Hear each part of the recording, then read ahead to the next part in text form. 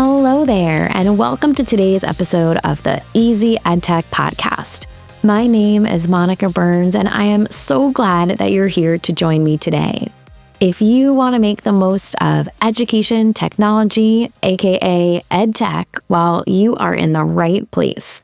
My goal has always been to help make EdTech easier and give you ideas you can try yourself, share with a colleague, or bookmark for later in the school year.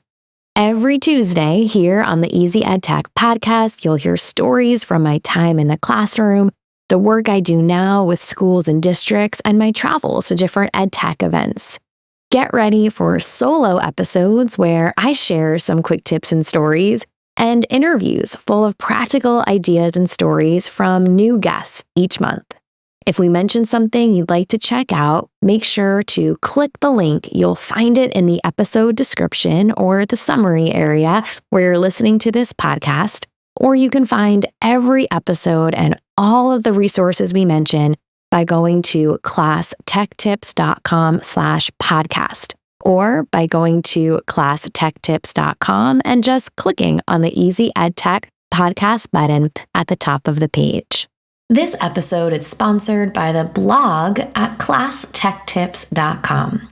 If you're looking for wintertime activities or ways to make connections between the season and what you're teaching, then head over to the blog page of classtechtips.com. You'll find a search bar where you can type in keywords like winter, Thanksgiving, or bulletin board ideas. You name it. So head over to classtechtips.com/blog and use the search bar to find over 1,000 blog posts and podcast episodes full of ideas to try. This week's episode is titled Ways to Use Coloring Book Pages at Any Age. And this past year, so many of my conversations with educators have been around AI and its impact on teaching and learning. This spring, I shared a post on my blog, how to make your own coloring book pages with AI. It has some tips for doing this with AI tools.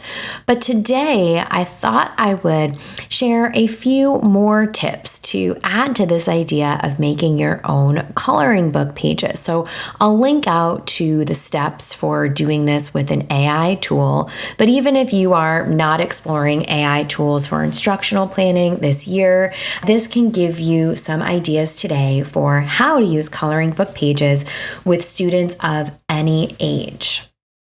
Coloring books have a place in many classrooms, but it might feel strange to introduce them at an upper elementary or secondary level. We often associate them with early childhood activities, but their benefits really are numerous.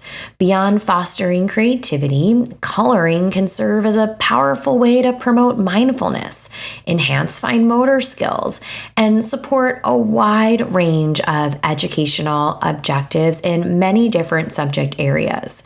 Today in this episode, when I use the word coloring book or the phrase coloring books, I'm really talking about coloring book pages, right? The individual sheet that you might give students to hold in their hands or place on their desk, or you might email or post in a digital space for them to access on a tool where they might color in and use a stylus. But even though we're making a techie connection, like creating your own coloring book pages with AI, I tend to prefer the colored pencils or crayons in your hand type of coloring experiences myself. So we're going to look at a few ways that you can use coloring book pages with kids, and I'll share a couple tips to really make that AI connection too. So using AI to create coloring book pages for your kids is definitely an excellent way to personalize learning experiences and connect curriculum with activities that promote mindfulness, that have a creative connection, lots of reasons. To do this, you would essentially open an AI tool that generates an image, like Microsoft Copilot or Adobe Firefly. And instead of typing in the prompt like we would in ChatGPT, we type in a prompt like line drawing, black and white shark in the ocean, simple drawing. Including terms like line drawing, black and white, and simple drawing can help you generate an image that's similar to a coloring book page. It's not perfect every time. You might have to do it a few different times, but I find that describing your scene and then adding all three of those phrases, line drawing, black and white, simple drawing, or just one or two of them, can help you generate your personalized or custom coloring book page. So if you're looking to put this into action, here are a few ideas for your consideration. So you've made your coloring book page, or you're curious about making your own with AI. Here's how you might use it. First on our list is to integrate coloring sessions into the school day for a mindfulness session. This can help kids unwind and refocus, especially beneficial before something that might feel a little heavy or stressful, like a test or quiz or completing a challenging assignment. You can put a timer on and provide that quiet moment of reflection and relaxation for students to take that brain break. The next way to use coloring book pages is when kids are listening to podcasts. So if you're listening to a section of an audiobook or a podcast together, maybe it's just 10 minutes or 7 minutes or 5 minutes, you might consider distributing a coloring book page to students. So instead of feeling tempted to open up a web browser if they've got a Chromebook nearby, or check something on their phone, or chat with a classmate next to them, this can really help them focus when you want them to listen to something that is playing, like an audiobook or a section of a podcast. This might also be a way to increase their listening stamina, right? If they're more focused, less prone to getting distracted, right? Or looking for the next new thing, right? They've got this to help them while they're listening to something being read aloud or an audiobook or podcast. Next up is world spaces. You might create or locate a coloring book page related to a part of the world that students are studying. So instead of just flashing a picture or photo on an interactive screen, you might create or find a coloring book page of a spot in the world, or a national landmark, or a day in the life, like a snapshot of a person living in a particular area. You might also connect this back to, something kids are studying or something they've said that they're curious about that might be outside of your traditional prescribed curriculum. Next up is science illustrations. Now, one of the most memorable experiences of using coloring book pages that I've had when I was a classroom teacher, and I've done this when supporting some after-school programs too, is using the pages with the app Quiver. I'll link out to it. It's been around for a while, and it's an AR or augmented reality tool that allows students to interact with a coloring book page thanks to an AR layer that's provided by the app. As I'm recording this episode, I just held up my hand like a layer on top of a paper that's not even in front of me, because that's how I think of it, like layering on top. And you can try out this tool too for free. They've got some paid stuff and some free stuff, or you might just use it as inspiration to create your own science theme pages, even without AR. The next one on our list, I've got two more for you, for ways to use coloring books with students, is mathematical patterns. You could introduce coloring activities that involve geometric patterns or shapes that will come up in a math lesson. This can help kids visualize mathematical concepts, and you might even have them take a picture of their page and add it to a tool where they can record a video talking about what they've learned. So you might have them hold it up next to them, or you might have them pop it into an app, maybe something like Seesaw, and then record their voice talking about the coloring choices that they made.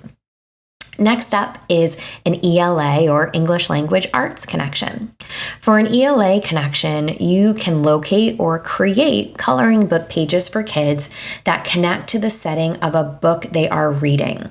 This could be a little similar to the podcast coloring activity I mentioned earlier, right? You might have them color that setting during a read aloud or when listening to an audiobook. So lots of directions you could take this in as an extension activity, right, to really expand upon what kids are reading with this creative outlet.